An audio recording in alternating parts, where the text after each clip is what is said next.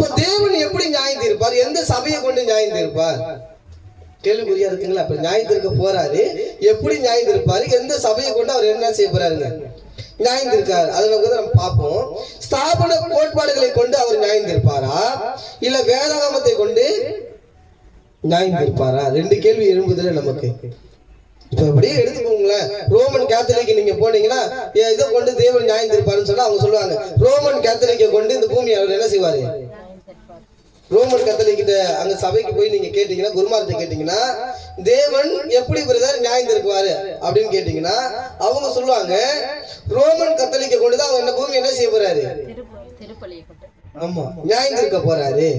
அப்படியே நீங்க ஒரு படி போனீங்கன்னா லூத்ரன் சபைக்கு போனீங்கன்னா அவங்க என்ன சொல்றாங்க, எங்களை கொண்டுதான், லூத்ரன் எங்களை கொண்டு, எங்க சபையை கொண்டுதான் இந்த பூமியை நியாயம் தீர்க்க போறாங்க. ஒரு சமயம் அப்படியே பாப்டிஸ்ட் சபைக்கு போனீங்கன்னா அவங்க என்ன சொல்லுவாங்கன்னா, எங்களை கொண்டுதான் தேவன் என்ன செய்ய போறாரு? எங்க பாப்டிஸ்ட கொண்டுதான் இந்த பூமியை நியாயம் தீர்க்க போறாரு. ஒரு படி மேல வந்தீங்கன்னா பெந்தகோஸ்தே என்ன சொல்லுதுங்க? இன்னைக்கு ஆல்ரவுண்ட் பெந்தகோஸ்தே இருக்கிற ஸ்தாபனங்கள் என்ன சொல்லுதுன்னா, எங்களை கொண்டுதான் தேவன் நியாயம் தீர்க்க போறாரு. நீங்க இசிஐ சர்ச்சுக்கு போனீங்கன்னா இசிஐ சர்ச் என்ன பண்ணுங்க, எல்ஷடாய் சர்ச் என்ன பண்ணுங்க, எங்களை கொண்டுதான் தேவன் நியாயம் தீர்க்க. அப்ப ஒவ்வொரு ஸ்தாபனமும் என்ன செய்யுதுங்க, எங்களை கொண்டுதான் என்ன பண்ண போறாங்க? நியாயம்